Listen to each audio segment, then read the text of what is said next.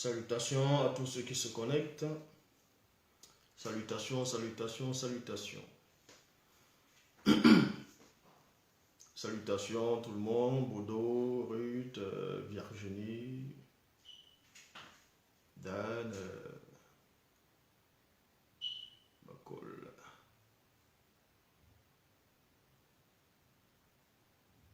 Mbale, Valdimir. Salutations à tous ceux qui se connectent. Et je sais qu'il y a beaucoup de personnes qui se connectent actuellement, un peu partout dans le monde. L'Europe, l'Amérique, l'Afrique, même en Asie. Donc Roland, Sonja, Imani, Clovis. On va pas tarder à commencer l'enseignement. Donc, durant l'exposé, durant l'enseignement, envoyez des cœurs et partagez le direct. Et retenez les versets que je vais donner, parce qu'ici on va entrer dans les sphères de la haute connaissance, réservées aux initiés en chef consacré. Donc, Gon, Philo, tout le monde, Mikey. On attend un tout petit peu, Irène et Annick Saria. On va attendre un tout petit peu, qu'il y ait un peu plus de personnes qui se connectent. Et ensuite, on va commencer le direct. Dans un tout petit peu.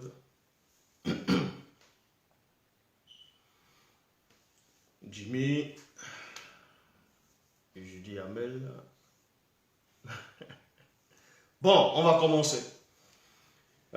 Comme vous avez dû voir le post de tout à l'heure, le post était qu'on allait parler aujourd'hui par rapport à le côté mystérieux de la Lune. Vous savez que dans le monde, que ce soit dans le côté scientifique aussi, d'autres vont vous parler de la Lune et d'autres vont dire la face cachée de la Lune. Ils ont déjà fait des films qui sont sortis sur ça, Transformers, ainsi de suite. Donc il y a eu beaucoup de légendes, beaucoup d'histoires sur la Lune. Et j'avais déjà démontré que aucun homme n'a pu marcher ni aller sur la Lune. C'est impossible. Donc les gens vont juste croire aux hérésies des Américains et de ceux qui se disent des Chinois là maintenant, qui disent qu'ils sont allés sur la face cachée de la Lune. Et ils essaient de montrer des images qu'ils ont pu enregistrer, des fausses images trafiquées, pour venir raconter des hérésies, mentir aux gens. Et beaucoup de personnes qui ne connaissent pas l'origine ou bien c'est quoi la Lune, ils vont adhérer à ces mensonges, à ces esprits d'égarement, de confusion, d'hérésie. Donc, bon, depuis que le monde est monde, il y a beaucoup de civilisations, beaucoup de personnes ont adoré la Lune, d'autres ont pour symbole la Lune, d'autres c'est le soleil, d'autres c'est les étoiles, d'autres qui ont appris l'astronomie, ainsi de suite. Donc, il y a beaucoup de légendes qui tournent autour de la Lune, même en Afrique. Pour ceux qui ont dû grandir en Afrique, bon, plus en Afrique centrale, il y avait, quand des gens étaient petits, on les disait qu'il y avait une femme qui était dans la Lune. Parce que le soir, quand la Lune brillait vraiment, il y avait des taches que les gens apercevaient dans la Lune. Donc, ils ne savaient pas c'était quoi. D'autres vont dire que ce sont des cratères, qui sont des météores, ce sont des rochers qui vont sur la Lune. Parce que pour eux, la Lune, c'est un rocher. Et donc, pour eux, en Afrique, ils disaient que c'était une femme qui portait un enfant qui est en train de travailler. Et ça a bercé l'enfance de beaucoup de personnes, ceux qui ont cru à ces hérésies, à ces mensonges. Et aussi dans les films hollywoodiens par rapport à ce qu'on appelle les loups-garous. On vous dit quand il y a la pleine lune, quand tu regardes, tu te transformes en loup-garou. Donc, ici, on va aussi parler du phénomène de l'éclipse. Donc, on ne peut pas ne pas parler de la Lune sans parler un peu à la doctrine des kémites, ceux qui se disent kémites ou le kémitisme. Bon, pour eux, en tout cas, ceux qui prétendent être des bombocs, voyez, ils racontent des hérésies en disant que le Dieu que les gens adoraient dans l'Afrique ancestrale avant que le faux Jésus-Christ n'arrive, avant que les églises dites révélées n'arrivent en Afrique, ils disaient que le Dieu en gros, la manifestation visible de Dieu, c'était le soleil. Et ils essaient de dire que c'était en même temps Osiris, qui était le symbole, ainsi de suite, en fonction des récits. Mais ici, nous allons parler du côté mystérieux de la Lune. Le côté mystérieux de la Lune. La Lune, comme vous savez, j'avais fait une vidéo déjà pour démontrer que la Lune est une horloge cosmique. La Lune, je répète, c'est une horloge cosmique. Ce qui montre par là qu'aucun homme ne peut marcher sur la Lune, ne peut aller sur la Lune. J'ai déjà démontré cela, même il y a quelques personnes aussi aux États-Unis qui ont démontré cela. Donc, avant d'entrer dans le mystère même caché de la Lune, c'est quoi la Lune réellement? Parce que les gens pensent que c'est juste que c'est un rocher, c'est une lumière qui brille, c'est une planète, c'est un astre qui est suspendu dans l'immensité de l'univers.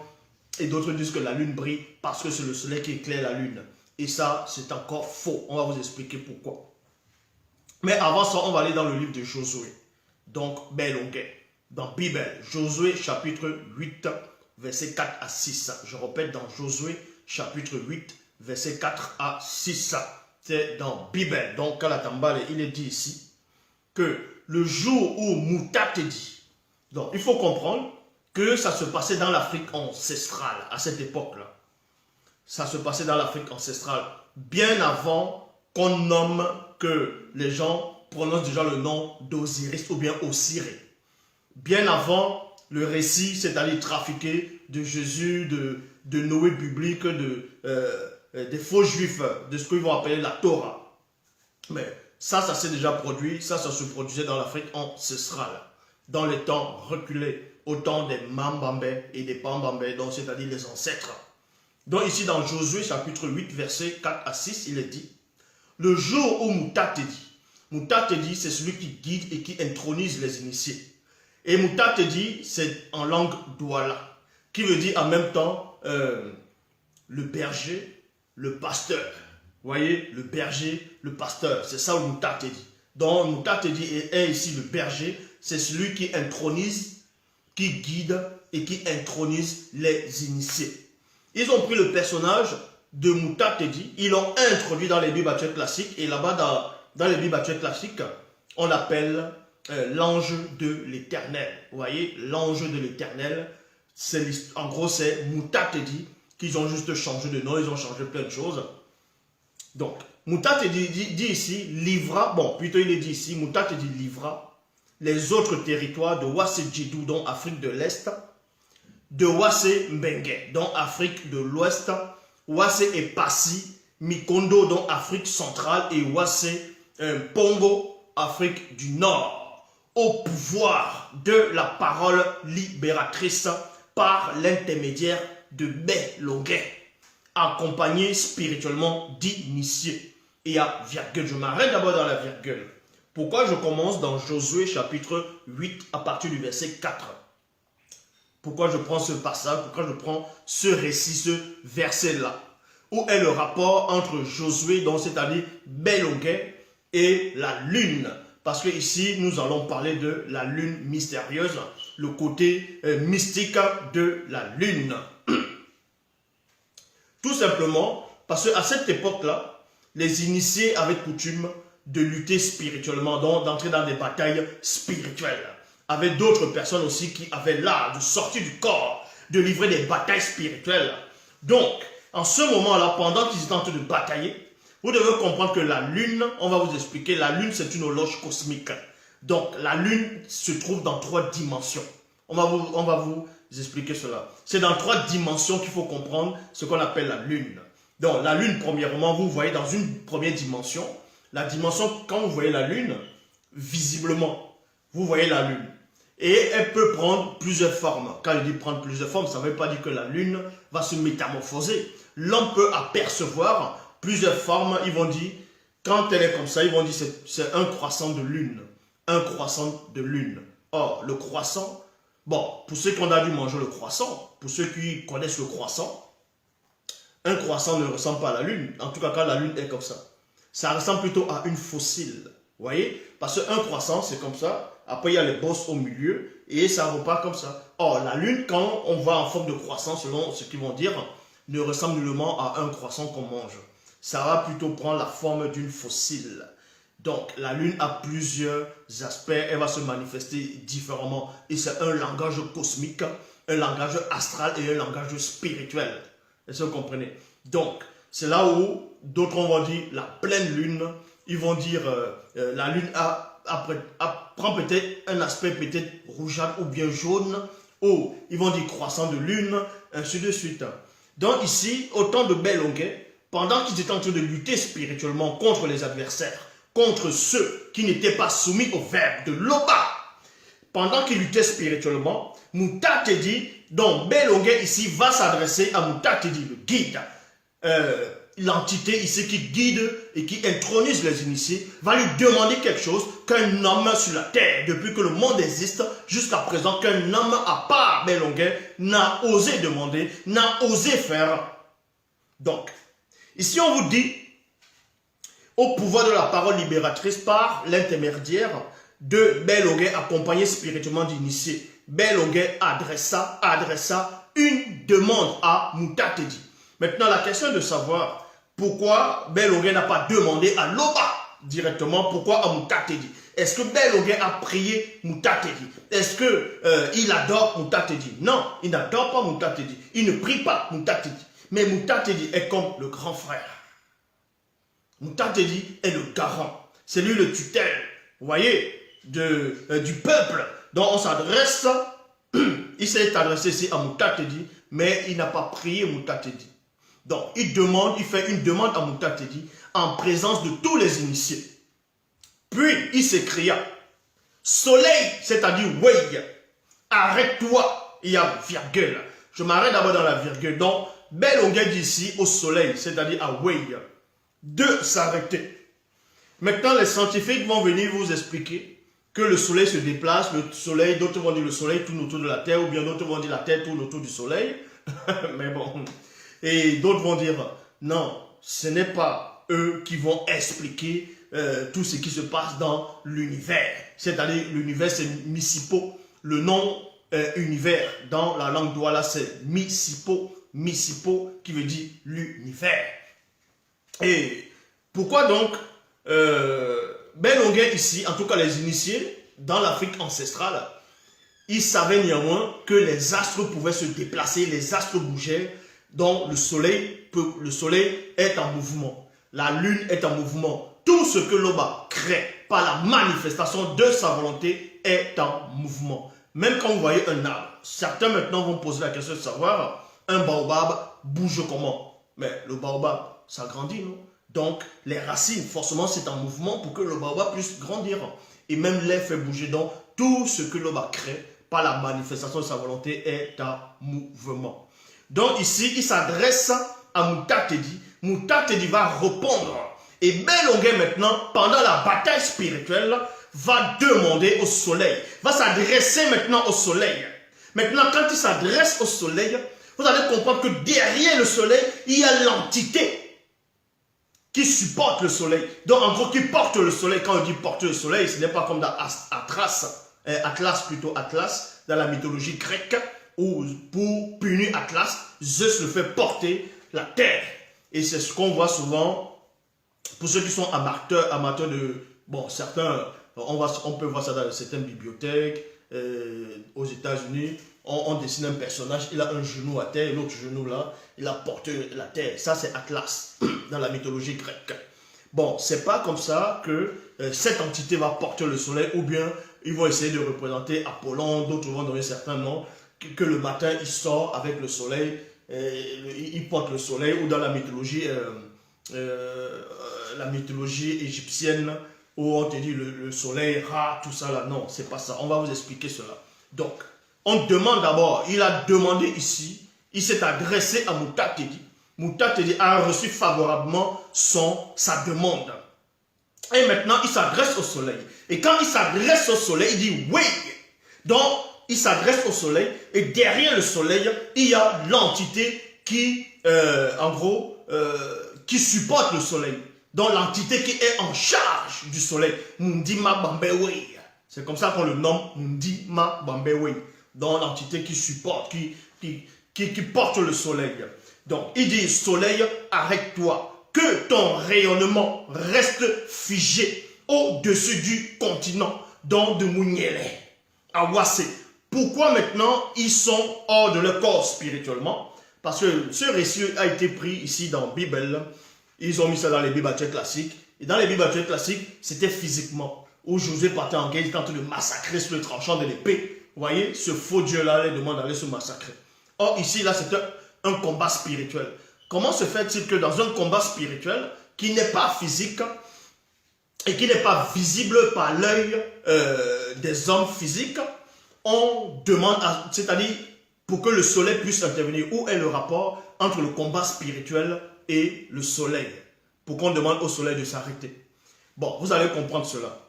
Soleil, arrête-toi, que ton rayonnement reste figé au-dessus du continent. Lune, donc il dit maintenant lune, donc maudit. Lune mystérieuse, virgule, immobilise-toi. Il y a lune mystérieuse, immobilise-toi. On s'arrête d'abord là.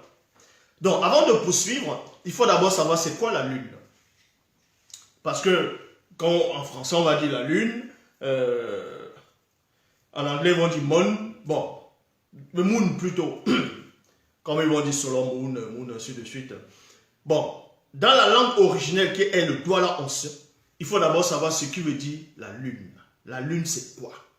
Parce que dans la langue douala, qui est la langue originelle, comme je le dis constamment et toujours, cette langue, elle est tellement riche, elle est tellement, c'est par cette langue que la révélation est arrivée, c'est par cette langue que l'écriture, que les entités se sont adressées aux visibles, à ceux du visible, aux ancêtres.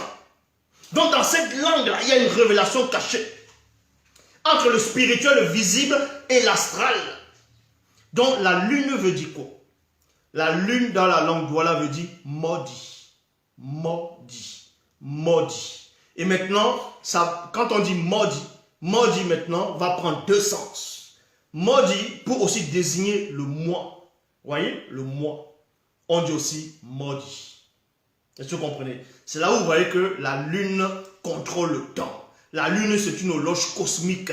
Elle règle les temps, elle règle les déplacements dans le passé, dans le présent, dans le futur. C'est très important. La lune, elle est témoin de beaucoup de choses avec le soleil. Donc maintenant, certains vont dire que le soleil est plus important que la lune, parce que j'ai essayé de mettre ça dans les Bibles classiques. Au début de la création du visible, on me dit qu'il y avait Adonai Elohim, Jéhovah l'Éternel, a créé le plus grand luminaire pour présider le jour et le plus petit pour présider la nuit. Et ça, c'est faux. Le soleil n'est pas plus grand que la lune en taille. Ça, qu'on ne vous mente pas. Pourquoi le soleil n'est pas plus grand que la lune? Quand vous voyez peut-être le mystère de ce qu'on appelle l'éclipse, vous allez voir le soleil et vous allez voir la lune qui va cacher le soleil. Et c'est là où vous voyez que c'est la même taille. Est-ce que vous comprenez? Vous voyez que c'est la même taille. Et maintenant, c'est là où la lune maintenant va dominer sur la lumière du soleil, va rendre tout autour l'obscurité noire. Mais ça, on va arriver, qu'est-ce que ça représente l'éclipse plus tard, si l'on le permet. C'est quoi ce rituel-là, cette initiation, c'est quoi, qu'est-ce qui se cache derrière par rapport aux plusieurs manifestations de la lune? D'autres vont dire la lune elle est comme ça, la lune à moitié, la lune est pleine, pourquoi elle est pleine? Bon. Donc vous comprenez ici, Belonguet, avec les initiés, ils étaient sortis de leur corps spirituellement. Donc ils étaient en train de livrer une bataille. Et vous comprenez que tant qu'ils sont dans le visible, même s'ils sortent de leur corps, ils dépendent néanmoins à un temps. À un moment donné, ils dépendent néanmoins à un temps. Ils dépendent néanmoins à un temps. Mais sauf que le temps de l'esprit d'homme est différent du temps du corps physique et de l'âme. Mais Belonguet maintenant va s'adresser au soleil, que le soleil s'arrête et que la lune puisse s'immobiliser. Parce que Belonguet était initié dans la haute connaissance, dans la haute science interdite. Il a compris par là qu'il y avait un moment, même l'esprit d'homme peut se fatiguer. Est-ce que vous savez cela? L'esprit d'un homme peut se fatiguer. Eh oui, l'esprit d'un homme se fatigue, l'âme se fatigue. Maintenant, l'âme se fatigue. La fatigue de l'esprit d'homme et la fatigue de l'âme est différente de la fatigue du corps physique. Parce que quand vous êtes fatigué physiquement, vous sentez peut-être vos muscles, vous n'avez pas envie de vous lever, vous êtes épuisé, vous avez besoin peut-être de vous reposer pour reprendre des forces, vous avez besoin de boire de l'eau, de manger en fonction de ce que vous avez fait en sorte que vous soyez fatigué. Or, deux fois, vous pouvez être là, votre corps n'est pas réellement fatigué, mais mentalement vous êtes fatigué. Ça veut dire que vous n'avez même pas besoin de réfléchir, vous n'avez pas besoin de lire, en gros vous n'avez envie de rien, vous voulez juste rester dans le calme. C'est parce que votre âme elle est fatiguée. Est-ce que vous comprenez? Votre âme elle est fatiguée. Et l'esprit aussi ça se fatigue. La preuve, même quand vous voyez dans les Bibles actuelles classiques, par rapport à celui qu'on appelle Samson. Samson dans les Bibles actuelles classiques a lutté contre les Philistins. Il a lutté, il a massacré 1000 soldats. Et quand il a massacré les 1000 soldats, il a prié ce faux Dieu-là, il avait adonné Elohim, Jéhovah l'Éternel, il a prié, il a demandé, il a dit, bon, toi qui as permis que je puisse, en gros, pas sa main en lui, délivrer, remporter une si grande, éclatante victoire, comment il va permettre maintenant qu'il puisse mourir? C'est là où on a fait en sorte qu'il découvre qu'il y a de l'eau. Et quand il a bu l'eau, on dit que son esprit se réanima.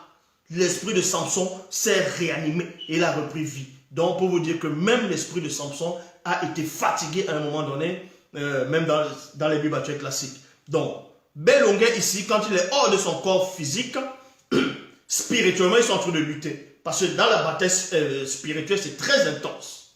Et pendant qu'ils luttent, la lune maintenant, la lune dans le côté spirituel, dans le visible, va aussi agir dans leur esprit. Va aussi agir dans leur esprit parce que la lune a un esprit, la lune a un corps. Et le corps que vous voyez là, physique là, c'est le corps de la lune. Et la lune aussi a une âme. Et maintenant, dans cette âme-là, d'autres vont appeler ça, ils vont appeler ça, on va dire les forces cosmiques. Vous voyez, la cosmologie, ce qui est cosmique, le pouvoir cosmique, ça fait référence à l'âme de l'esprit. C'est-à-dire le côté astral de, on va dire le côté astral de la lune. C'est ce qu'on appelle, on va dire, le pouvoir cosmique. Donc, Belonguet, il demande à ce que, en gros, sa demande c'était quoi? C'était que le temps puisse s'arrêter, que le temps cesse d'agir, que ce soit sur leur corps physique, sur leur âme et sur leur esprit. Donc, il demande que le soleil s'arrête et que la lune s'immobilise. Donc, c'est pour bloquer, c'est une horloge cosmique. Il fait en sorte que les aiguilles cosmiques ne puissent plus tourner dans le temps, puissent s'arrêter. Le temps maintenant va s'arrêter à un moment donné pour que Belonguet, la force, l'énergie qu'ils avaient, ne puisse pas s'épuiser quand le temps va aller au fur et à mesure. Donc, la force qu'ils avaient, il faut qu'ils gardent toujours cette force-là. C'est exactement comme, on va dire, dans ce qu'on appelle le Dragon Ball Z. Quand ils vont dans la salle du temps. Ils vont aller dans la salle du temps. Dans le dessin animé Dragon Ball Z. Et là-bas, ils peuvent faire peut-être 1 an là-bas. C'est comme s'ils ont fait 1 jour. Vous voyez? Donc, ça veut dire que quand Belonguet demande à ce que le temps s'arrête, dans la force, la détermination, l'énergie, la puissance qu'ils ont pendant le combat, ça ne diminue pas parce que le temps s'est arrêté. Est-ce que vous comprenez? Parce que la force que vous avez, plus quand vous voyez même les lions lutter, quand un lion lutte, au départ, c'est féroce, vous sentez, mais pendant des heures, il y a la fatigue qui vient, donc même le mental même se fatigue. Donc vous êtes fatigué, épuisé. Donc le fait d'arrêter le temps, l'énergie là ne descend pas. Vous voyez, l'énergie de Belonguet et des initiés ne descend pas parce qu'ils ont arrêté le temps. Ils ont bloqué le temps à l'intérieur d'eux et l'extérieur d'eux. Et on vous dit ici, le soleil s'arrêta et la lune mystérieuse se mobilisa jusqu'à ce que Belonguet et les initiés aient pris le dessus sur le continent par la parole libératrice. Il y a point. Comme il est écrit dans Kalatamba, le soleil et la lune mystérieuse s'arrêta dans l'univers. Il interrompit leur course pendant plusieurs semaines. Donc c'était une bataille terrifiante. Jamais, il est dit ici, jamais auparavant et jamais plus, il y eut de jour semblable à celui-là où Moukatedi est accordé à un chef, à un initié en chef, une demande aussi extraordinaire. Extraordinaire. Donc, voilà déjà une partie de par rapport à la Lune. Par rapport à la Lune. Donc, et on va essayer de comparer la Lune et le Soleil plus tard, si l'on le permet. Mais ici, vous voyez que la Lune peut arrêter le temps. Puisque la Lune, c'est le temps en même temps. C'est ce qu'on appelle Modi. Modi qui est le mois. Et à l'époque, comment on comptait, les époques? On comptait les époques par rapport au mois. On peut avoir peut-être dit, j'étais au bord du grand fleuve, c'était le 9e mois. Vous voyez, quand on dit 9e mois ou 6e mois, on sait en quelle époque on se trouve, en quel temps. Et maintenant, pour laisser les dates, parce que les hommes à cette époque, pour laisser les dates, ils vont dire peut-être en 1960, il y a eu l'indépendance de tel pays. Vous voyez?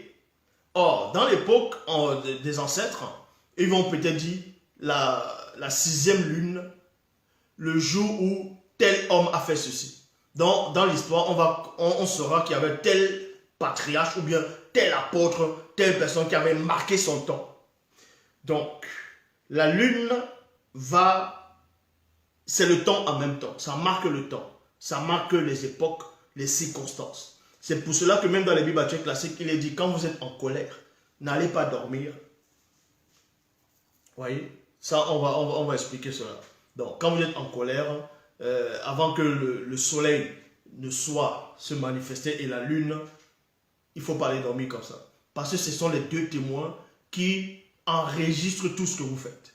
Oui, la lune, non seulement c'est une horloge cosmique, et en même temps, c'est une sorte de boîte noire qu'on voit souvent dans les... comment on appelle ça? Dans les avions. À un moment donné dans l'histoire, les hommes, certaines personnes ont entendu cela, ont su cela. Ils ont commencé à se vouer au culte des astres. Vous voyez, des astres. La lune, c'est un astre. Le soleil, c'est un astre. Les étoiles, ce sont des astres. La terre même, où vous êtes, c'est un astre. La plupart des gens parlent du soleil, la lune, les étoiles, ils oublient souvent la terre. Ils oublient souvent la terre. La terre a sa propre lumière. Et oui, refusez de croire à tout ce que les scientifiques, les soi-disant scientifiques vous disent, que c'est le soleil qui fait éclairer la lune, et non seulement le soleil fait éclairer la lune, et ça fait aussi éclairer la terre. Ça, c'est faux. Donc, premièrement, pourquoi le soleil ne fait pas éclairer la lune? Ce n'est pas la lumière du soleil qui fait briller la lune. Tout simplement pourquoi? Parce que quand il y a même déjà le phénomène de l'éclipse, de ce qu'on appelle l'éclipse, le phénomène de l'éclipse, vous allez voir le soleil, la lune va venir cacher le soleil. Donc on va se mettre en face, mais à une longue distance, et vous allez voir l'obscurité. Vous voyez l'obscurité, donc ça devient noir. Or, logiquement, si le soleil faisait en sorte que la lune puisse briller, le fait que la lune se mette à trajectoire du soleil, la lune doit briller encore plus intensement que ça. Donc vous voyez que les gens qui viennent vous raconter des choses, ils ne savent rien, ils viennent juste deviner des choses. Vous voyez, la lune est de l'autre côté, le soleil est de l'autre côté, on vous dit que la lune brille parce que c'est le soleil. Maintenant la lune se rapproche, se met à champ de vision du soleil, et ça devient l'obscurité. Parce que c'est deux lumières. Vous voyez, c'est deux lumières, deux entités différentes, deux astres qui ont chacun sa propre puissance et sa lumière. Et maintenant, quand les deux lumières se croisent, ça s'annule. Parce que c'est deux forces identiques par rapport à cette époque-là, à ce phénomène-là de l'éclipse. Vous voyez, c'est quand les deux forces se croisent, ça s'annule. Ça s'annule. C'est l'obscurité totale. Et beaucoup de personnes ont commencé à adorer les astres, adorer la lune. Et dans la sorcellerie, ils ont commencé à prendre le symbole de la lune. Oui, les dieux lunaires, ainsi de suite. Les boucles d'oreilles en forme de lune. Ils vont associer la lune maintenant avec les serpents. Ils vont associer la lune avec les loups-garous. Ils vont associer la lune avec des religions, ainsi de suite. Parce que ils savent que la lune derrière il y a un mystère, mais ils n'arrivent pas à comprendre. Maintenant, ce qu'on appelle, dont on va dire les mécréants, les païens, tout ça là, eux, ils voient qu'ils ne peuvent pas atteindre, ils ne peuvent pas comprendre le mystère caché, mystique ou bien mystérieux de la lune. Ils vont directement vous dire, bon, nous on peut aller sur la lune, on est allé sur la lune, voici on est allé sur la lune. Donc pour vous montrer que la lune c'est pas mystique, la lune c'est rien, ce n'est pas un astre. Depuis quand vous allez vous poser sur la lune et vous allez revenir. Vous voyez que ça c'est du mensonge. Ça c'est du mensonge. Puisque dans l'univers il n'y a pas d'air. Il n'y a pas d'air dans l'univers. Vous allez respirer comment? Donc un vaisseau spatial va voler comment dans l'univers? En tout cas, ce que eux ils vont fabriquer. Ça va aller comment? On dit ils se sont posés sur la lune. Et quand on va prendre l'exemple, on dit ça c'est un vaisseau spatial. Vous voyez? Comment même ceux-là qui font croire qu'ils sont allés sur la lune, ils ne sont même pas intelligents. Comment se fait-il qu'on va fabriquer, on va dire un vaisseau spatial, le feu qui sort? Et pour que ça puisse se poser sur la face de la lune, il faut toujours qu'il y ait le feu. Vous voyez? Parce que c'est le feu là maintenant qui va faire en sorte qu'il y ait l'équilibre. Vous voyez? L'équilibre pour que ça puisse bien se poser. Parce que si le feu se coupe, donc le moteur ne va plus tourner et bah, ça va tomber. Donc, le fait que ça descende, ils vont essayer de filmer qu'ils se sont posés sur la lune, ils vont montrer les faux drapeaux américains. Et en dessous, la fusée, en dessous le vaisseau, il n'y a même pas de cratère. Parce que ce feu-là, quand ça sort, ça doit laisser au moins des empreintes. Le feu-là doit laisser des empreintes. Ça doit brûler la surface où l'engin se pose. Là, ils n'ont pas pensé à ça. Parce qu'ils ne sont pas intelligents. Donc, il y a plein de petits détails comme ça qu'on ne va pas revenir dessus. C'est pour cela qu'il est dit dans Deutéronome chapitre 4 au verset 2, « Ne levez pas les yeux vers le ciel pour contempler le soleil, virgule, et la lune, virgule, les étoiles, toute la multitude des astres, enfin, de vous laisser entraîner à les adorer et à leur servir. » Point. Parce qu'il y avait beaucoup de gens qui adoraient la lune, qui adoraient le soleil, qui adoraient les astres. C'est pour ça qu'il y a eu beaucoup de mensonges. Quand vous allez voir une star, quelqu'un qui devient une star, on va dire, tiens, il y a une étoile qui est née. Depuis quand l'étoile vient de naître, comment? Donc, ils vont dire, il y a une étoile qui est née, l'astronomie, ils vont essayer de parler de ça. Donc, comme je dis, beaucoup de gens font des messes, des rituels. Dans Psaume chapitre 89, au verset 34 à 35. Dans Psaume chapitre 89, verset 34 à 35, toujours dans la Bible, il est dit, sa postérité subsistera jusqu'au temps connu. Donc ici, là, on s'adressait à ce roi-là, que sa postérité va continuer, va rester en vie, va subsister jusqu'au temps connu. Il y a point virgule, son trône sera comme le soleil. Pourquoi le soleil? Parce que le soleil c'est la puissance. Le soleil ça brille. Vous voyez, ça chauffe. C'est pour ça que le soleil va représenter la puissance. Et là maintenant, dans le verset 35, on dit, comme la lune mystérieuse, virgule, il aura une longue durée, virgule. Les deux témoins issus d'au-delà de la non-existence sont fidèles. Point. Ici, on marque pause. Donc, on vous dit ici que le trône, la descendance de ce roi, sera comme le soleil. C'est pour ça que même en France, ils ont pris ça, ils ont dit le roi soleil. Donc, et même chez les Mayas, ils aimaient beaucoup le soleil. Les gens, il y avait des adorateurs de soleil, ils se prenaient pour... même en Afrique, hein, en Afrique, les rois corrompus, même quand tu regardes un roi corrompu, bon, dans certaines tribus, ils vont dire, mais tu oses regarder le soleil en face. Donc, ils se prenaient pour le soleil. Donc ils vont parler du soleil, ils vont dire que Ra, ils vont dire la manifestation visible de Dieu sur le soleil. Ça, c'est ce que les faux bombok racontent. Or, ils oublient la lune. Ils ne savent pas c'est qui la lune, ou bien c'est quoi la lune. Vous pensez que le soleil est plus puissant que la lune? Parce que la lune ne vous brûle pas comme le soleil, vous pensez que vous méprisez la lune? Vous savez la puissance que la lune a. On vous dit ici que comme la lune mystérieuse, il aura une longue durée. Ça veut dire quoi? C'est pour vous montrer la révélation que la lune, derrière la lune, l'entité qui dirige la lune, maîtrise le temps et l'espace et peut vous rallonger la vie. Elle rallonge la vie. C'est-à-dire en diminuant le temps. En diminuant le temps. Vous voyez? Quand Essombe dit racheter le temps, mais on rachète le temps comment? Est-ce que tu vas aller à la boutique, chez le boutiquier, acheter du temps? Non. Quand on dit racheter le temps, ça veut dire que par rapport à tes œuvres, tu oublies tes mauvaises œuvres d'avant, l'adultère, le mensonge, la fourberie, ainsi de suite. Et maintenant, l'entité qui est en charge du soleil, c'est-à-dire de la lune, va te permettre d'avoir le temps. Donc, tu vas racheter le temps. Donc, le temps qui te restait à vivre sur la terre, on va rallonger. Donc, on va, c'est-à-dire si tu avais perdu 5 ans, ou bien 6 ans, ou bien 10 ans, dans le mensonge, dans l'adultère, dans dans la saleté, on va te rajouter ces 10 années-là. Donc, c'est là où tu rachètes le temps maintenant par tes œuvres, par ton application dans le verbe.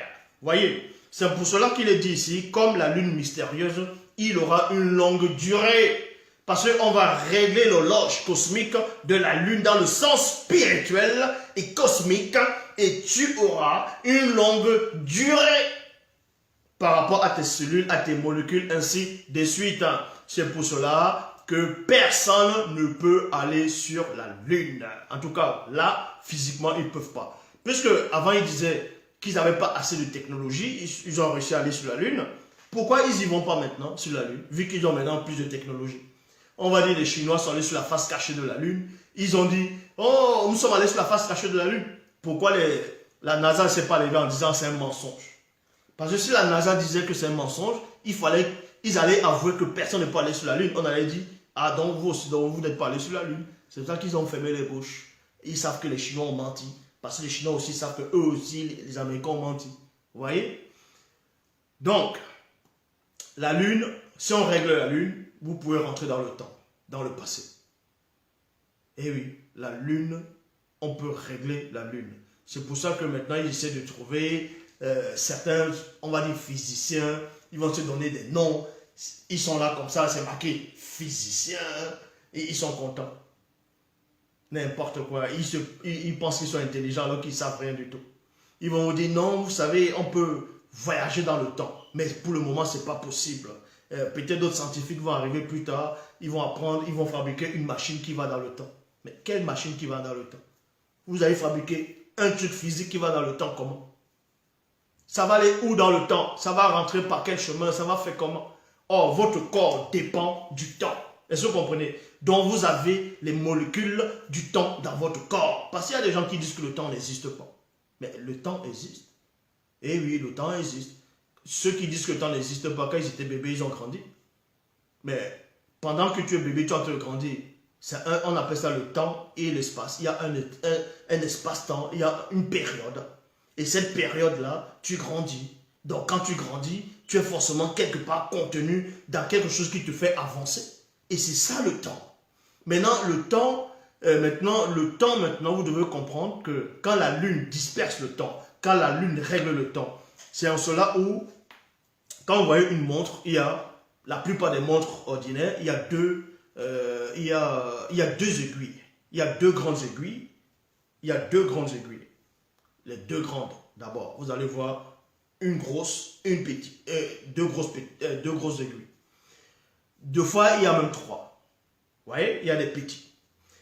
Bon, quand vous voyez l'heure, on va peut-être marquer 1, ça tourne jusqu'à 24, d'autres c'est 1 jusqu'à 12, d'autres en fonction des montres. Il y a quand même des petits traits. On monte des petits traits comme ça, qui sont collés sur le cadre de la montre, qui sont collés, et c'est là où les numéros apparaissent. En fait, ces petits traits vont désigner toujours une sorte d'aiguille qui ne bouge pas. Et les deux aiguilles maintenant sur la montre vont représenter le soleil et la lune. Et maintenant, c'est l'horloge cosmique qui est en train de tourner. Pam, pam, pam, pam, pam, pam, pam, pam, pam. Et la lune est là pour marquer l'heure. Donc vous avez une particule du temps à l'intérieur de vous. C'est pour cela que vous arrivez à vous rappeler de ce que vous avez fait étant petit. Vous pouvez vous rappeler de ce que vous avez fait il y a peut-être 6 ans, de ce que vous avez fait hier, mais pas tout à fait précis. Mais vous allez quand même vous rappeler des moments, parce que la lune retient cela en tant que témoin. C'est comme une boîte noire, c'est comme un enregistrement. Et vu que cette lune-là a été créée par la manifestation de la volonté de l'homme, et que l'homme, le premier homme noir, eux aussi, c'est-à-dire est la dernière entité, donc que ce soit le soleil, la lune, les astres, ils ont le même ADN que l'univers, que l'homme noir. C'est pour ça que l'homme d'abord, premièrement, a la capacité d'enregistrer cela dans son esprit, dans son mundi. Est-ce que vous comprenez? Donc, et c'est là où on vous dit ici dans Psaume 89, verset 35, comme la lune mystérieuse, il aura une longue durée. Donc on vous montre par là que la lune va, en tout cas derrière la lune, l'entité qui est derrière, va raccourcir, va prolonger, va bloquer le temps pour que tu puisses avancer. Dans Psaume 74, verset 15, il est dit ici, le jour t'appartient, ô Loba, la nuit aussi, virgule, toi qui as créé la lune mystérieuse et le soleil par la manifestation de ta volonté. Maintenant, la question de savoir, entre la lune et le soleil, parmi ces deux astres, qui c'est qui vient en premier? Qui c'est qui a été créé en premier? Premièrement. Parce qu'il y a des pseudo-enseignants, des gens qui pensent qu'ils sont intelligents, ils vont vous dire que que le soleil donne la vie. Ils disent que le soleil donne la vie. Le soleil ne donne pas la vie. Ce n'est pas le soleil qui donne la vie. Non. Non. Ils vous disent que le soleil crée, que le soleil donne la vie. Donc, que c'est Dieu. Voilà comment ces rigolos-là vont venir vous expliquer les choses. Et ils vous disent que s'il n'y a pas de soleil, les plantes ne pourront pas pousser, ainsi de suite. Tout ça, c'est faux. Je répète. Il y a dans des grottes, vous pouvez aller, il y a des grottes où vous entrez, la lumière du soleil n'entre pas, ne pénètre pas, mais il y a des plantes qui poussent là-bas. Il y a des plantes qui poussent là-bas. Les plantes là sortent d'où? Et vous pensez qu'ils ont besoin de la chaleur du soleil? Le fait qu'il y a l'air, dans l'air, il y a l'oxygène. Donc ça pousse. C'est comme ça. Maintenant, que ce soit dans les fonds de l'océan, il y a des endroits au fin fond de l'océan où la lumière du soleil n'entre pas, puisque c'est l'obscurité. Mais on voit quand même des formes de vie là-bas. Elles n'ont pas besoin de la lumière du soleil. Elles n'ont pas besoin de la lumière du soleil, mais néanmoins, elles dépendent de la lune. Est-ce que vous savez ça?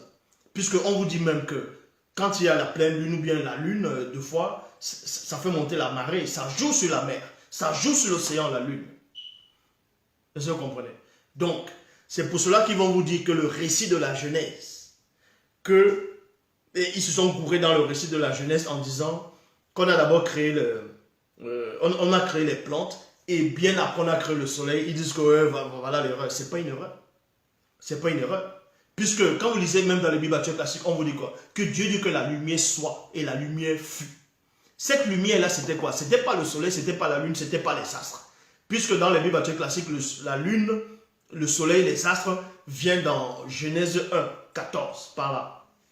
Donc, avant ça, on avait déjà dit que la lumière soit. Cette lumière, c'était l'esprit de la terre. Est-ce que vous comprenez? C'était le Mundi Mawase. Et cette lumière-là pouvait faire en sorte que la verdure pousse sans que le soleil ne se manifeste. Puisque la terre a sa propre lumière. Et c'est par cette lumière-là, dans cette lumière-là, il y a la semence dedans. Il y a l'énergie dedans.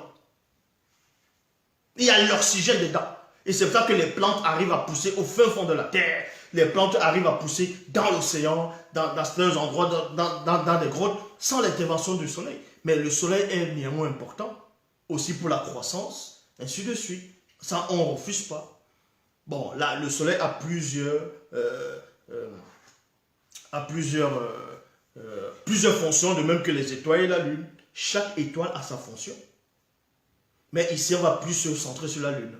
Maintenant, entre la lune et le soleil, qui c'est qui vient en premier? Parce que comme vous lisez même dans les Bibles classiques, on dit Dieu a créé le plus grand luminaire pour présider le jour. C'est-à-dire on dit le soleil et le plus petit pour présider la nuit.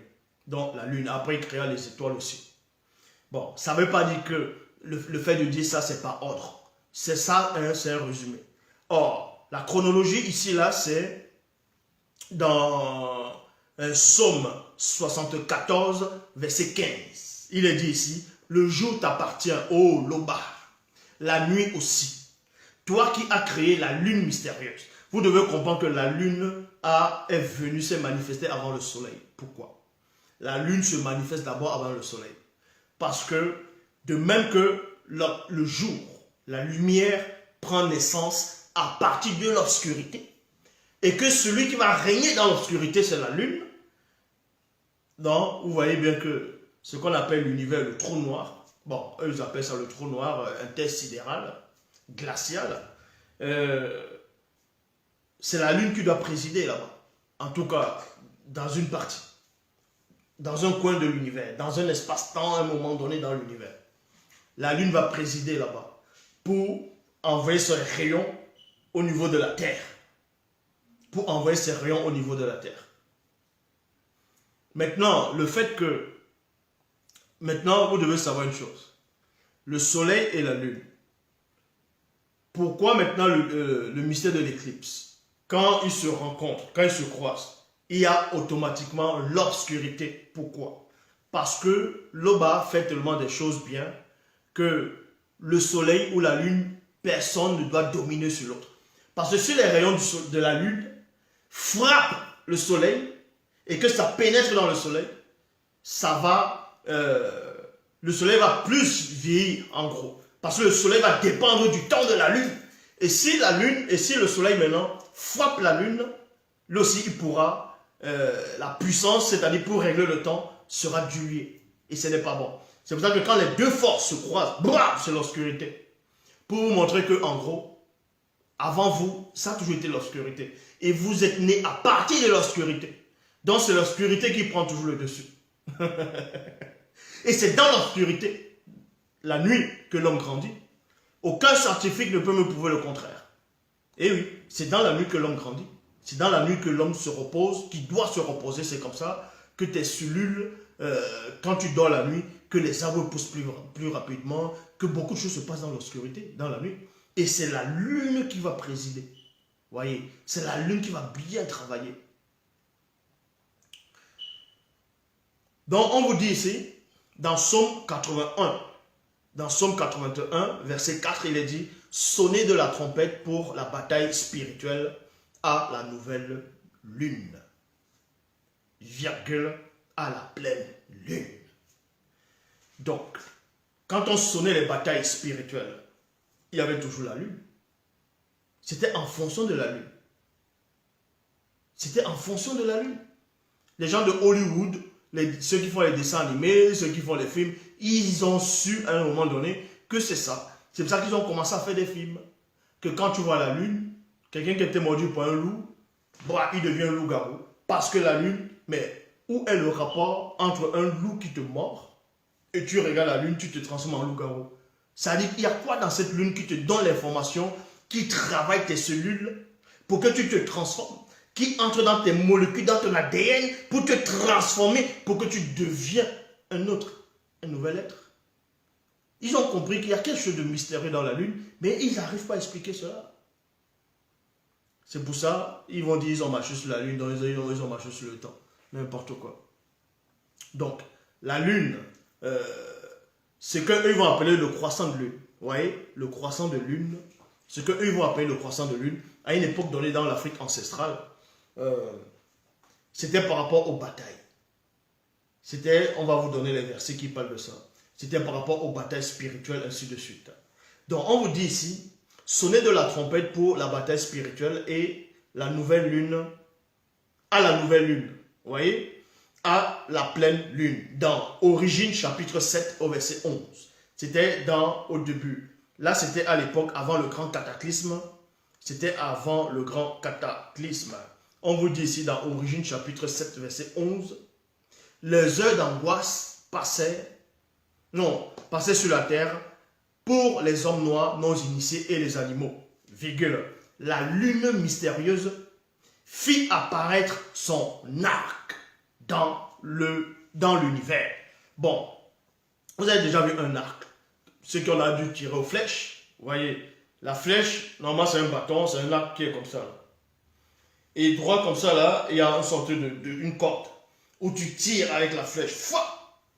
Donc, ça se plie comme ça. Et eux, maintenant, ils vont dire croissant de lune, mais ça ressemble plutôt à une fossile.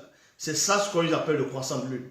En fait, quand il y a le croissant de lune, c'était toujours pour se remémorer. Et toujours, c'est toujours ce qui arrive, c'est l'arc. C'est pour montrer que c'est à la période d'une bataille spirituelle.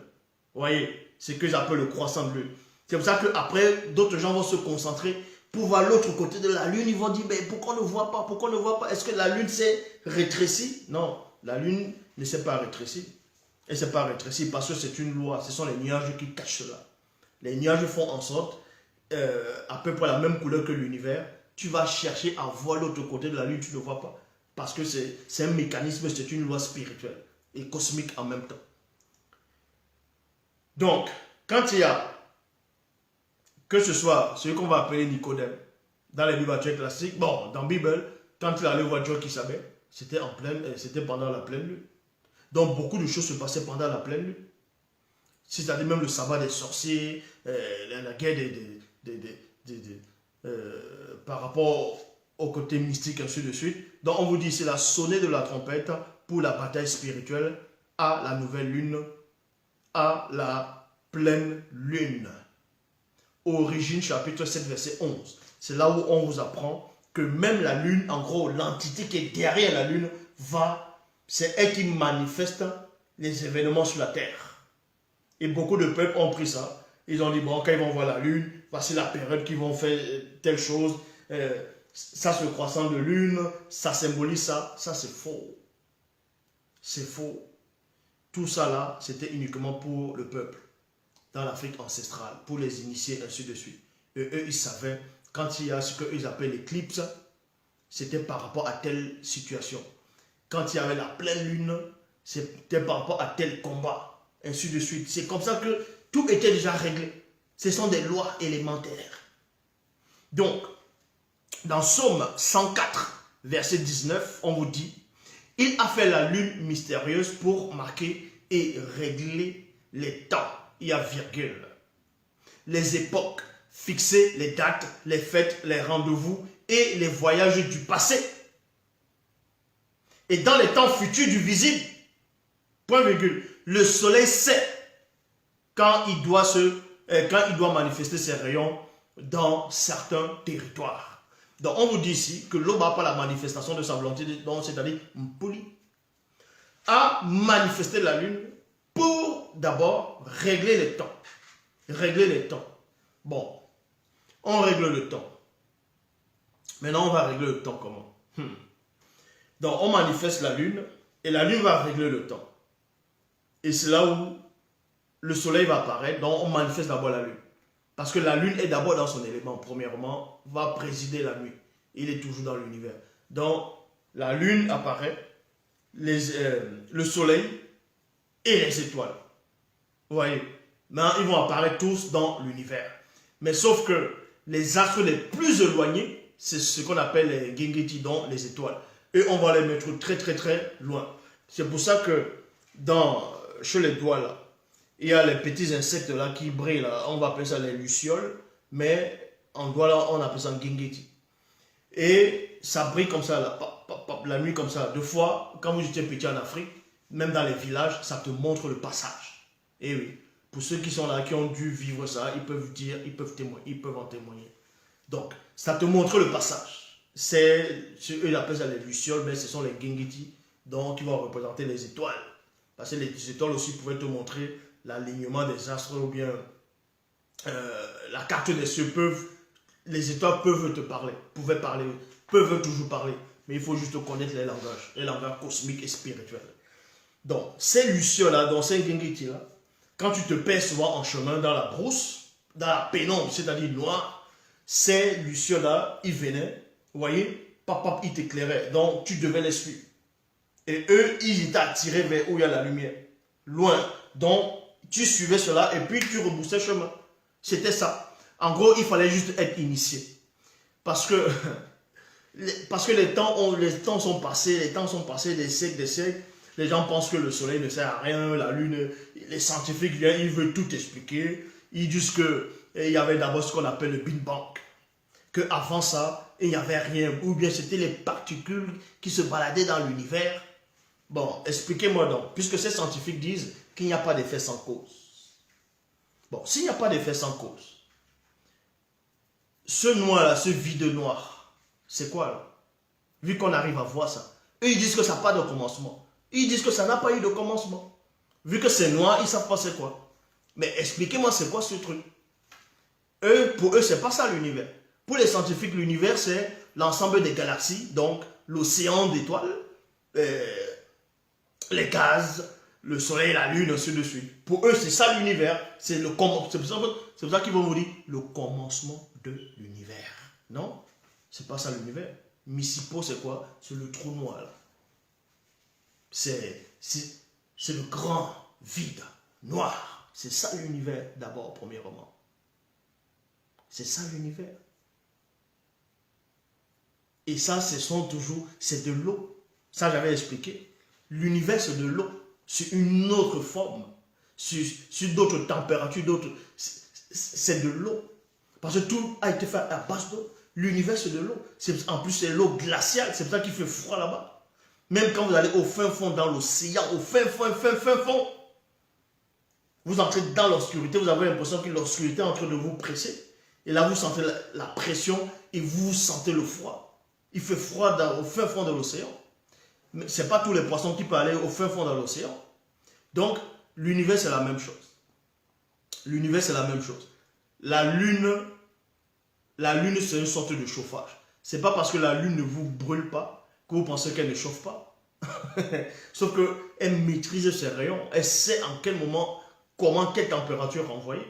Ainsi de suite. Donc, vous voyez ici, on vous dit dans Somme chapitre 112.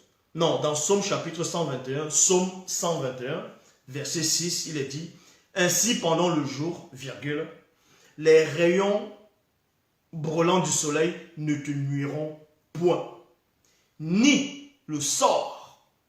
Bon, je répète, dans Somme 121, verset 6, dans la Bible, il est dit, ainsi pendant le jour, virgule, les rayons brûlants du soleil ne te nuiront point, il y a virgule, ni les sorts de la lune mystérieuse à la nuit. Donc, la lune jette des sorts. La lune jette des sorts.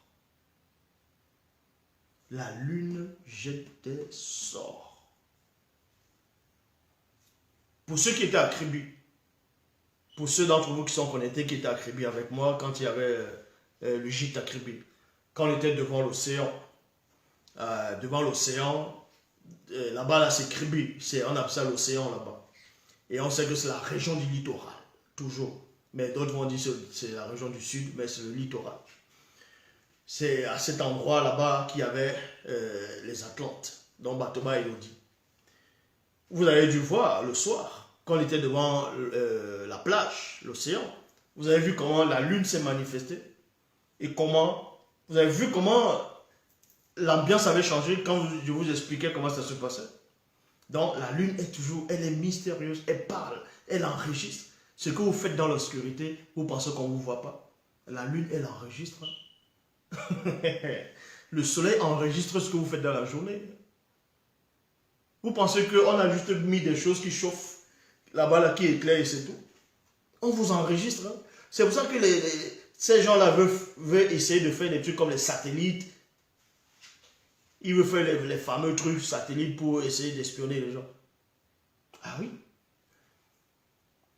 Donc, dans Ésaïe chapitre 58, Ésaïe chapitre 58, au verset 7, il est dit, qui sont celles-là? Ces entités nocturnes qui volent dans les airs lors de la pleine lune. Lors de la pleine lune. Pourquoi c'est la nuit que les gens aiment vraiment sortir pour aller faire des mauvaises choses? Pour aller en boîte de nuit, aller au kwassa, aller manger le porc braisé. Tu peux sortir la journée, c'est une chose. Mais la nuit, c'est autre chose. C'est beau la nuit. C'est beau et elle est belle en même temps. Donc tu vas dire une nuit. La nuit. Mais boulou, boulou, boulou. C'est comme le peuple boulou qui sont au Cameroun. Le peuple boulou, ça veut dire la nuit. Avec l'accent, ils vont dire boulou. Mais on dit boulou, qui veut dire la nuit. Parce que c'est des doigts là. Mais les gens ne savent pas. Mais bon, ici, c'est pas là. Donc, vous comprenez ici que la nuit, c'est mystérieux. Les gens aiment entendre la nuit pour faire des choses. Parce qu'en pleine journée, il y a des choses que vous allez faire en pleine journée, ça n'aura pas, c'est pas pareil en pleine nuit. La nuit, c'est autre chose. Vous voyez? C'est autre chose.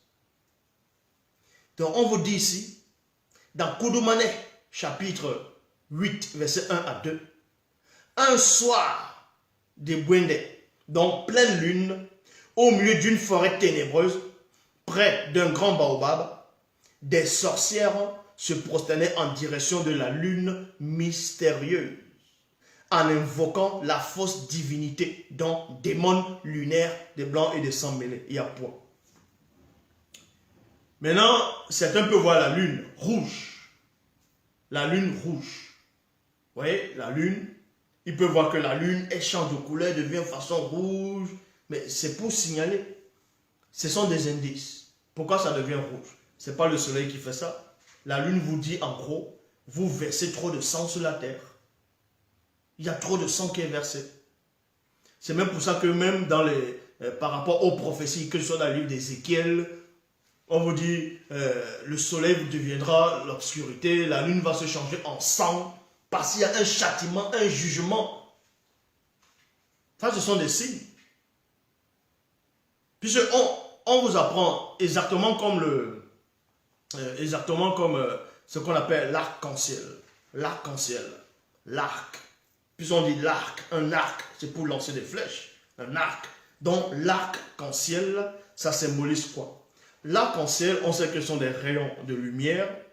Quand ça traverse l'eau, ça prend plusieurs, en fonction des lumières, ça prend plusieurs couleurs. Selon ce qu'eux ils vont vous expliquer d'abord. Mais l'arc-en-ciel, d'abord, c'est quoi? Le symbole qui se cache derrière l'arc-en-ciel, c'est pour vous montrer, dans les Bibles classiques, on vous dit c'est le signe de l'alliance entre Dieu et les hommes, après le déluge. Et c'est pour ça que, à l'époque, quand vous étiez petit en Afrique, quand vous voyez l'arc-en-ciel, vous dites, waouh, d'autres personnes ont peur. Ou bien vont se souvenir de Noé, ils vont dire, ah oui, il y avait l'arc-en-ciel. Mais l'arc-en-ciel, dans la langue douala, on appelle ça Nyungu. Nyungu. Qui n'a rien à voir avec Nyungu, le démon, donc on va appeler Baal, ou bien Nyungu, le drapeau. Parce que Nyungu, le drapeau, on appelle ça aussi Nyungu. Bon. Et Nyungu aussi, c'est un, bon, pas dans la légende, mais Nyungu aussi, chez le douala aussi, c'est une sorte de serpent mythique. Nyungu. Mais Nyungu aussi, c'est l'arc-en-ciel. Quand ça sort, ça symbolisait quoi? L'arc-en-ciel est sorti pour dire le châtiment est fini, donc c'est l'arc. Donc les châtiments, les instruments de destruction des entités des eaux du déluge vont poser les armes qui vont se manifester sur la forme de plusieurs couleurs, donc qui vont se retourner comme ça là, dans l'arc. C'est pour ça qu'on dit l'arc-en-ciel, donc on dépose l'arme. Vous voyez, où ça grand comme ça au niveau des nuages. C'est ça le mystère. Mais vu que les gens vont voir, ils vont dire, ah, c'est juste la lumière. Ils vont vouloir tout expliquer scientifiquement. Alors que le premier homme, c'est la dernière entité. Toute chose a été faite par le spirituel. Toute chose a été faite par le spirituel. Et ça veut dire que les événements qui se produisent sur la terre a été fait premièrement pour le peuple noir. pour ses batailles futures, pour vivre en harmonie avec les circonstances, avec son époque. C'est pour ça qu'ils sont venus dénaturer cela. Ils sont venus dénaturer cela. C'est pour ça que vous allez voir des gens en Afrique, dans certaines villes, dans certains quartiers, dans certains arrondissements, ils sont là, ils passent le temps à pleurer, à demander de l'aide au gouvernement, à demander de l'aide. Et pourtant, la terre est là, ils peuvent creuser la terre, il y a la richesse sur la terre. Hein? Ils peuvent planter, ils peuvent creuser les puits pour que l'eau sorte. Vous voyez, ils deviennent des assistants, ainsi de suite. Donc, tout a déjà été prévu sur la terre, y compris les plantes, par rapport aux maladies qui vont se manifester. Tout a été prédit, tout a été fait. Tout.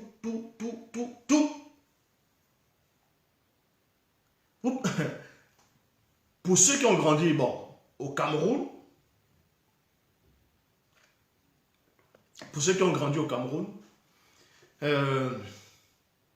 quand vous étiez petit, vous allez répondre là pour me dire si c'est vrai ou pas. Pour ceux qui étaient petits, à un moment donné, c'est presque dans toutes les tribus. Quand vous étiez petit et qu'il pleuvait, quand on dit bon, on va arrêter la pluie, ils prenaient la machette, ils allaient pour planter la machette sur le sol. C'est pas ça. Quand il pleuvait en Afrique et qu'il pleuvait beaucoup, certaines personnes prenaient la machette pour aller planter sur le sol pour que la pluie s'arrête, non? Ça ne veut pas dire que ça s'arrêtait, mais les gens le faisaient. Ils le faisaient pourquoi? Vous pensez qu'ils ont inventé cette pratique-là? C'était pour se remémorer par rapport au déluge. Donc, l'arc-en-ciel, on prend l'arme, on dépose, pour que la pluie, tout ça s'arrête. Et on vous dit ici, soudain, une épaisse fumée blanche et nauséabonde apparut. Et au milieu de la fumée apparut une multitude de démons de haut rang. Une multitude de démons de haut rang. Bon, quand vous voyez les films peut-être de science-fiction, ou les films de zombies, les films de, on va dire les fantômes, bon, pas fantômes, mais les films de, à peu près comme l'exorcisme, comme, ouais, les films épouvants, quoi. Au moins peut-être quelqu'un est mort, il est revenu, dans les films comme on va dire les mamas, les trucs comme ça.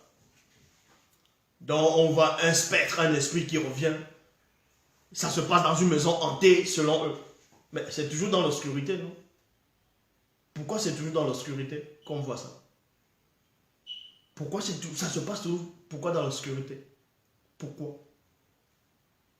Y compris même chez Marvel. On va dire les Thanos, les trucs comme ça. Il est assis sur le trône comme ça, il est dans l'obscurité. Ils aiment bien l'obscurité. L'obscurité, c'est agréable. C'est beau. Et la nuit, c'est beau la nuit. Les faux pasteurs vont vous dire que les ténèbres, c'est pas bon. Qui vous dit que les ténèbres, c'est pas bon? Ne confondez pas les ténèbres. Mais déjà, vous dites que les ténèbres, c'est pas bon. Ils sont là, ils disent Satan, le prince des ténèbres. Satan, le prince des ténèbres. Vous pensez que Satan a créé les ténèbres? Les ténèbres, c'est quoi? C'est l'obscurité. Hein? Vous pensez que où Satan se trouve là actuellement, où je parle là? Dans le Dima Bobé en chef, où il est là, avec ses Bamololoma Bumboulane. Le lieu où ils sont là, c'est eux qui ont créé ce lieu-là. Vous pensez que l'endroit où ils sont là, dans le monde spirituel où ils se trouvent, cet endroit-là, puisqu'on dit endroit, donc ils sont contenus quelque part. Ce quelque part, vous pensez que c'est eux qui ont créé ça? Quand on dit le prince des ténèbres, ne mélangez pas tout. Hein. C'est beau les ténèbres, c'est l'obscurité. La lumière, on vous dit quoi? Que soyez les enfants de lumière, rejetez les ténèbres. Mais la lumière, elle est née à partir des ténèbres. C'est écrit même dans le livre de la Genèse.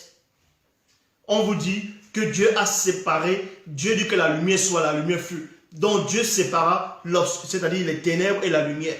Ils vont vous dire que Dieu a séparé le bien et le mal, n'importe quoi. C'est dans l'obscurité qu'on fait les choses et que ça paraît. C'est à partir de l'obscurité, à partir de Mouititi. Ça s'appelle Mouititi.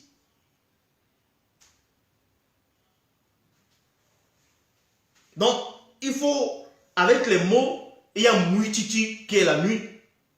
Il y a Boudou, donc Boulou, qui est aussi la nuit. Il y a maintenant Ebiamu, qui est le soir. Mundo, qui est noir. Donc, c'est beau les ténèbres. Satan ne crée pas les ténèbres. Il ne crée rien du tout. Donc, quand on dit le prince des ténèbres, c'est pour montrer qu'en gros, il fait des choses en cachette. C'est ce qu'on dit ça. C'est ce que ça représente. Quand on dit le prince des ténèbres, il crée des choses en cachette.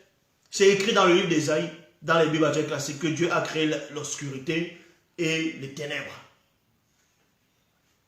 C'est écrit, non? Même dans le livre de la Genèse. Que la terre était informe et vide, il y avait les ténèbres à la surface de la Bible. Et l'Esprit de Dieu se mouvait au-dessus des eaux. Il y avait les ténèbres. Vous voyez, c'est Satan qui a créé ça.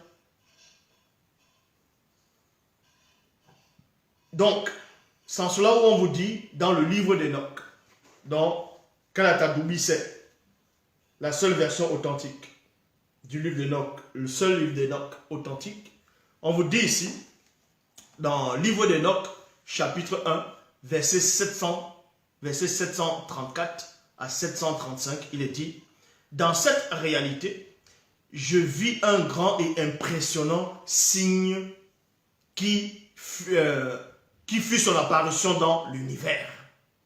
Point virgule. C'était une très belle... Non, oui, c'était une très belle femme noire initiée représentant Wassé, enveloppée du soleil, la lune mystérieuse sous ses pieds et une couronne de 12 étoiles sur la tête. Ça symbolise quoi? Donc, cette description, on voit aussi ça dans le livre d'Apocalypse chapitre 12. Donc, la femme qui est enveloppée de soleil, la lune sur les pieds, une couronne de 12 étoiles sur la tête. Et les gens vont dire que c'est une sirène des eaux, d'autres vont dire que c'est Marie, la mère de Jésus. Bref, d'autres vont prendre cela, ils vont faire les livres de sorcellerie, ils vont écrire des livres de Necronomicon, les manuscrits, les trucs, pour raconter des parlivènes, des choses qu'ils ne comprennent pas, qu'ils ne maîtrisent pas. Or, dans le livre de l'Apocalypse chapitre 12, quand un grand signe apparaît dans le ciel, c'est-à-dire on a vu une femme enveloppée de soleil, le soleil va représenter la puissance. Est-ce que vous comprenez? Parce que le soleil, ça brûle. C'est pour ça que Samson, son vrai nom c'était Esombewe, donc le jeune soleil. Le jeune soleil qui brillait, qui frappait dans la puissance du soleil quand ça te chauffe. Donc le soleil va représenter la puissance. C'est pour ça que cette femme qui représente Wassé, dans l'Afrique, va être enveloppée du soleil. Je vous explique Apocalypse chapitre 12. La femme qui est enveloppée du soleil, les étoiles, sur la tête, une couronne de 12 étoiles et la lune sur les pieds. On va vous expliquer ces choses. Cette femme va représenter dans ici, là, par rapport à cette branche-là, dans le livre d'Enoch, dans la seule version authentique du livre d'Enoch, va représenter Wassé. Vous voyez? Wassé et tous les habitants de Wassé qui sont soumis au verbe de Loba. Donc ils deviennent, c'est-à-dire ils sont enveloppés du soleil. Donc la puissance du soleil. C'est-à-dire que les adversaires ne viennent pas les attaquer. Parce que le soleil est en train de briller, sinon c'est les canicules, ainsi de suite. Donc ça va représenter la grandeur, la puissance, la clarté. Vous voyez, c'est ça le prestige, la gloire, le soleil. Et c'est ce que cette femme va représenter, qui va représenter le soleil dans le livre d'Apocalypse 12 et dans Enoch chapitre 1 verset 735. Cette femme, c'était une très belle femme noire initiée, où on vous apprend initiée, donc Wassé initiée. Enveloppée de soleil, donc comme j'ai dit, c'était la gloire, la puissance, le soleil. Et la lune mystérieuse sous les pieds, sous ses pieds. Pourquoi maintenant la lune va être sous les pieds? Est-ce que ça veut dire que la lune, elle est mauvaise et on écrase la lune? Non. C'est pour vous montrer que un initié, à cette époque, quand tu es initié, tu ne dépends plus du temps, du visible. Est-ce que vous comprenez? Tu ne dépends plus du temps visible. C'est pour ça qu'il y a un chanteur qui dit maintenant, le deuxième nom, l'autre nom de Dieu, c'est le temps. Mais bon. Et c'est là vous comprenez, bon, la neige, la neige c'est une punition. Pour la neige, on va expliquer plus tard si on va le permettre. Donc, la neige, le froid, l'hiver, tout ça. La lune ici va représenter Wassé qui ne dépend pas du temps terrestre, qui dépend du temps spirituel. Parce que quand tu es initié, tu ne dépends plus des lois de la terre. Tu ne dépends plus du temps de la terre. Tu es au-dessus du temps maintenant. C'est pour ça que la lune mystérieuse, cette femme, elle est posée sur cette lune-là. Donc elle est au-dessus du temps. Ça montre son immortalité. Donc elle ne dépend plus du temps. Donc elle ne peut pas mourir. Elle ne peut pas vieillir. C'est ce que ça représente dans Apocalypse 12. Mais des faux pasteurs, des gens qui n'ont aucune connaissance, ils vont venir raconter du n'importe quoi, que la lune mystérieuse, la sorcellerie, c'est ça, c'est ça, c'est ça. Donc, cette lune-là va représenter Wassé, qui va représenter cette femme initiée, qui va être au-dessus du temps. Vous voyez, donc, elle est au-dessus du temps, elle ne peut plus vieillir, elle ne peut pas, voilà, elle va rester comme ça là. C'est dans la gloire, et le soleil va représenter la gloire. Elle est dans la gloire. Elle est au-dessus du temps. Et maintenant, on vous dit ici qu'elle avait 12 étoiles sur sa tête. Pourquoi 12 étoiles? Parce que dans la révélation, cette femme elle-même fait partie de la 13e étoile. Est-ce que vous comprenez? Parce qu'il y avait les 13 tribus du Tindi. Donc, et une couronne de 12 étoiles sur sa tête. Pourquoi les étoiles? Les étoiles vont symboliser quoi? Parce que quand vous lisez dans le livre de Moukaï Sidi, donc Daniel, on vous dit ceux qui ont été intelligents, en gros ceux qui vont briller comme les étoiles du ciel, ceux qui vont enseigner la sagesse, le bien, ils vont briller comme les étoiles. Maintenant, les étoiles ici vont symboliser quoi? Je veux écouter attentivement la révélation à tous ceux qui se disent pasteur, révérend, bishop, maréchal, faux enseignant. Je répète ici, dans Apocalypse chapitre 12, verset, c'est-à-dire Apocalypse 12, la femme qui est enveloppée de soleil, elle va représenter la gloire, la puissance. Et maintenant, la lune sous les pieds, elle est au-dessus du temps. Donc, elle ne vieillit pas, elle ne meurt pas, parce que la lune, c'est une horloge cosmique. Et les étoiles, maintenant, la couronne sur les étoiles, ça va symboliser quoi? Ça va symboliser aussi, dans le sens spirituel, les entités du grand ordre des choses. Pour montrer que malgré dans votre gloire, vous serez toujours inférieur aux entités qui vont représenter les étoiles. Vous serez toujours inférieur. Et aussi maintenant, Estombé avait eu la révélation en disant, à cause des anges, vous devez avoir une marque de l'autorité sur la tête. Donc, les anges maintenant, la couronne, c'est une couronne. Et la couronne maintenant, c'est une reine qu'on va couronner. Et ce sont les entités qui guident, qui vont couronner ces reines-là, cette reine-là. C'est pour ça qu'en tant que reine, en tant que Wassé, en tant que initiée, elle a la gloire sur le soleil. La lune, elle est là. C'est le temps, elle est au-dessus du temps. Elle ne vieillit pas. Elle est dans la gloire. Et la couronne maintenant, ce sont les entités. Et aucune force ne peut être surpasser les entités du grand ordre des choses. Et oui, comme disent encore, mais c'est le droit d'aînesse. Les entités, la couronne, sont là. Et de même qu'un roi, dans les temps jadis, si on enlevait sa couronne, il n'était plus rien. La couronne va symboliser la loyauté, ainsi de suite. C'est pour ça, c'est ça le mystère de la femme d'Apocalypse. Donc ils vont venir essayer de vous raconter du n'importe quoi. Ils vont dire non, c'est Israël, c'est les filles de Jacob, c'est ceci, cela. Tout ça parce qu'ils veulent tout expliquer des choses qu'ils ne maîtrisent pas. Tout ça là, ce sont les signes dans le ciel. Il faut être initié, il faut connaître la carte des cieux. Est-ce que vous comprenez? Il faut connaître le mécanisme vibratoire de la révélation. Révélation, c'est révéler des choses cachées. Et maintenant, c'est quoi le rapport maintenant avec la neige? Parce que quelqu'un a posé la question de savoir c'est quoi la neige. C'est quoi maintenant? Il n'y a pas que les 12 signes du zodiaque, c'est faux. Il n'y a pas que les 12 signes du zodiaque. Quand on dit les 12 signes du zodiaque, c'est par rapport à ce que toi tu sais. Et il n'y a pas, dans les signes du zodiaque, il n'y a pas seulement le lion, tout ça là que tu connais dans l'astrologie, non. Il y a dans d'autres peuples, et on va rajouter le singe. on va rajouter le rat, on va rajouter le coq, ainsi de suite. Donc, il n'y a pas que 12 signes du zodiaque, ça c'est faux. Il y a plus de 12, il y a plus de 24, il y en a plus. Donc, il y a même l'ours. Par rapport à la neige, c'est quoi la neige? Parce que les gens doivent comprendre quelque chose.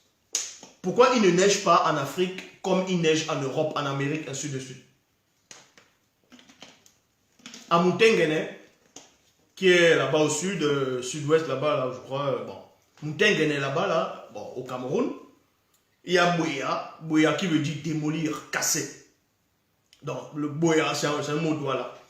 Là-bas à Boya, Moutenguene, ainsi de suite, il fait froid là-bas. Au niveau des montagnes, il fait froid, même quand vous allez à Yaoundé. Dans Yaoundé, où il y a les Yaoundé. Bon. Quand vous allez même à Yaoundé, deux fois, il fait froid, il fait frais. Et pourquoi il ne fait pas froid en Afrique, comme il fait froid, en tout cas dans l'Afrique noire où il réside, comme il fait froid en Europe, comme il fait froid en Amérique, ainsi de suite. C'est ce froid extrême. Donc, ce froid extrême. Tout simplement parce que j'avais déjà expliqué ça j'avais déjà expliqué cela. Vous devez comprendre que cette obscurité, bon, ce froid-là plutôt, pourquoi ce froid-là, on ne retrouve pas ça en Afrique? De telle façon. Pourquoi la neige de telle façon, on ne retrouve pas ça en Afrique comme ça? En tout cas, l'Afrique noire ou le continent bien aimé. Parce qu'au départ, vous devez d'abord comprendre la géographie. Au départ, c'était le Mangamba. Le Mangamba, c'est l'océan primordial, primitif. Donc, dans l'océan primitif, c'était de l'eau suspendue dans Missipo. Missipo qui est l'univers. Et on ne va pas tout entrer en détail pour vous expliquer c'est quoi qui était derrière les entités qui sont derrière chaque entité. Mais bon, dans cette eau primitive, on a tracé plusieurs gondés. Voilà, gondé, c'est où bien gondé, tu l'as dit. Donc, ce sont des ronds, des cercles ronds. Plusieurs, on les a éloignés les unes des autres. C'est écrit dans la Bible, Kalatambay. Et ces ronds qu'on traçait là, c'était des multivers. Donc, des univers, des multivers, des multivers, des multivers. C'était des multivers. Donc, on était en train de les... c'était des multivers. Et maintenant, dans le côté visible de la Terre, on va tracer maintenant, à partir de cette eau aussi primitive, on va tracer Massima Wassé. Ça, c'est en Douala, Massima Wassé, qui veut dire en français la planète Terre. La planète Terre. Dans la langue Douala, c'est Massima Wassé. Donc, on va tracer un rond, un cercle. Écoutez attentivement. Parce qu'il y a des gens qui s'embrouillent, disent, oh, la Terre est plate, la Terre n'est pas plate, les gens rigolent. Oh. Non. La surface habitable, elle était plate. On va vous expliquer. Au départ, c'était rond. D'autres vont dire, non, la Terre n'est pas ronde, c'est ovale. Que si la Terre était ronde, ça veut dire que si tu veux quitter ici, tu ne vas jamais arriver puisque la Terre est en train de tourner. Mais bon, oh, les gens vraiment... Bon. Ce cercle-là, vous allez prendre l'exemple d'une pamplemousse ou bien d'un orange. C'est une boule ronde. Et on coupe en deux. Fiou, on soulève. Vous voyez, il y a l'espace vide. Donc, ce qu'on va soulever, c'est ce qu'on va faire, ce que vous allez appeler le firmament, le nuage, ainsi de suite. Et puis, tu as la couche d'ozone, toutes ces choses-là. Donc, il y a les nuages, il y a la pesanteur après, tout ça. Et en dessous, c'est toujours de l'eau. Donc, l'eau sous différentes formes. À partir de cette eau qu'on va séparer de l'eau en dessous, selon, même qu'on explique dans le livre, dans le livre de la Genèse, que les gens n'arrivent toujours pas à comprendre. Donc, on sépare l'eau en deux. Pap. Et l'eau en dessous, on laisse d'abord l'eau qui est en dessus. C'est ça qu'on va faire les nuages. On va faire une partie des nuages, c'est-à-dire à partir de cette eau, les pluies qui vont tomber plus tard, les nuages, c'est-à-dire ce sont des réserves d'eau. Il y aura l'oxygène, il y aura du vent, il y aura plein de... Voilà. Là, c'est en haut. Et maintenant, à partir du bas, on ordonne que le sec puisse apparaître. Le sec. Le sec va apparaître. Donc, on va solidifier, on va solidifier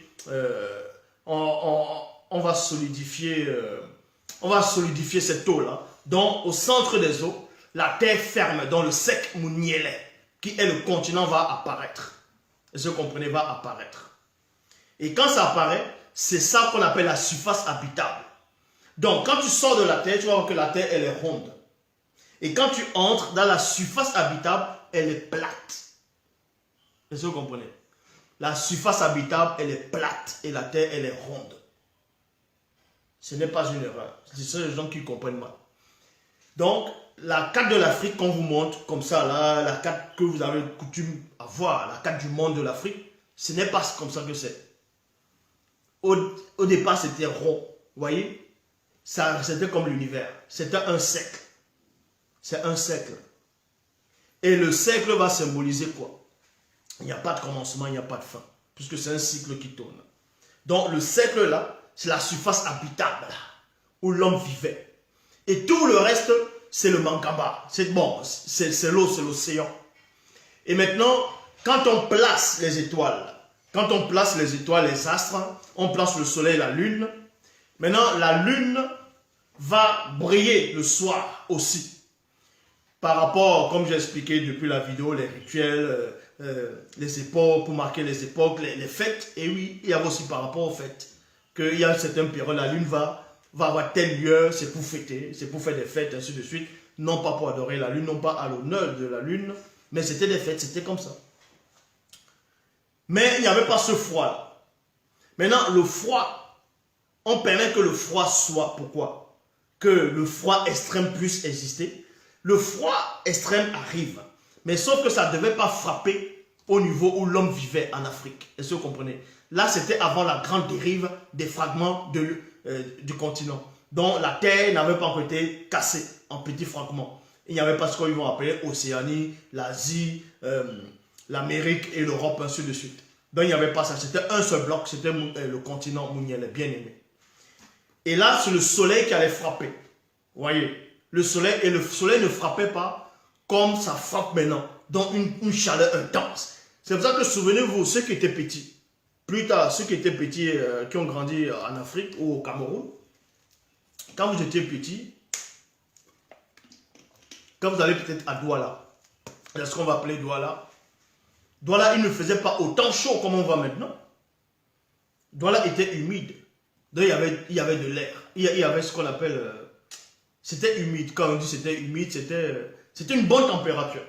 Vous voyez?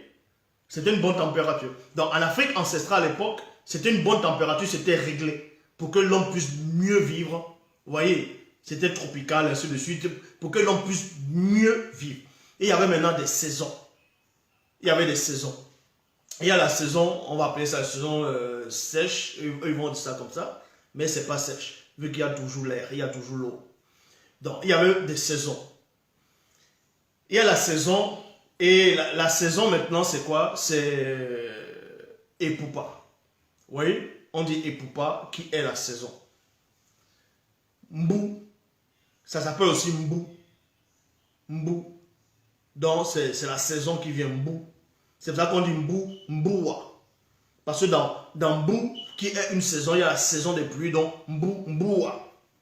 Donc, à un moment donné, il faut qu'il pleuve pour nourrir la terre.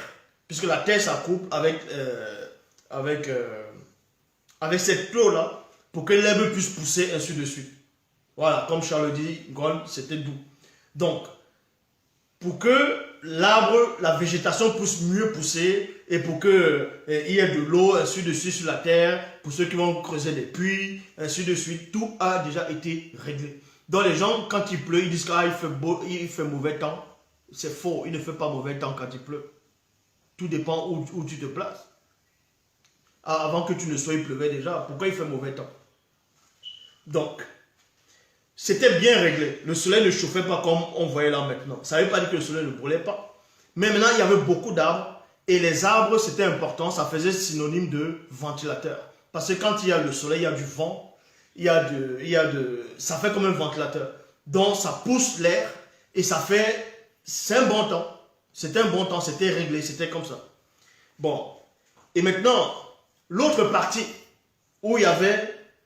On va peut-être dire où on va maintenant, peut-être l'Atlantique, l'Amérique du Nord. C'était pas habité, vu que c'était toujours de l'eau.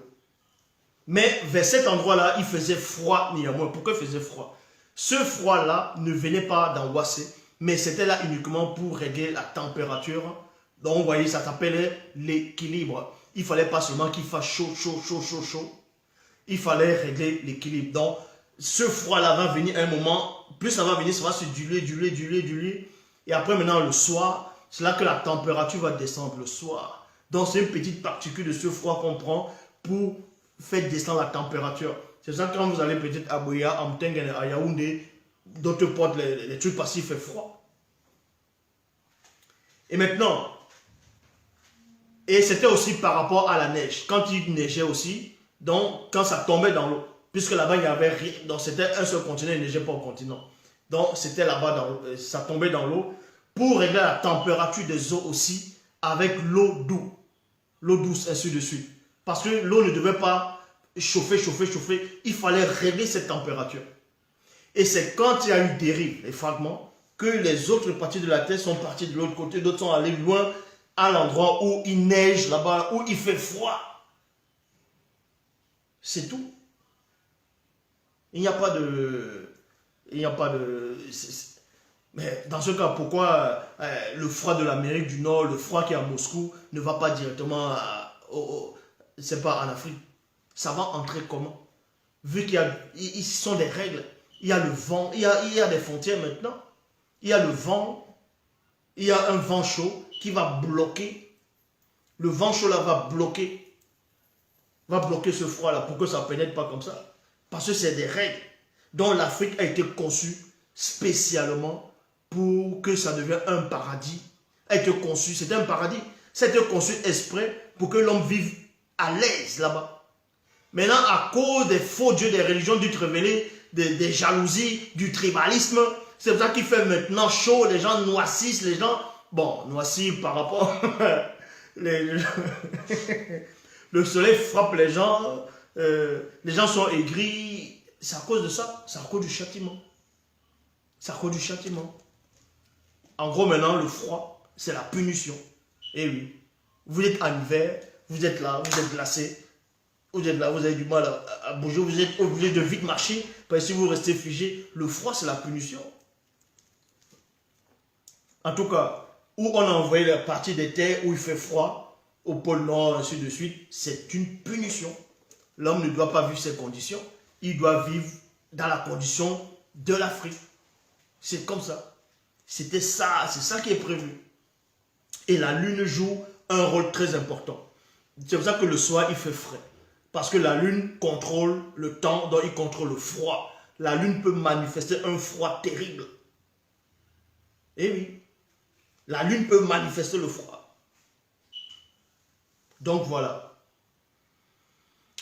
Maintenant, il y a enseignement. Bon, il y a question-réponse. Il y a question-réponse. Vous savez où vous devez vous connecter. Donc, partagez le direct.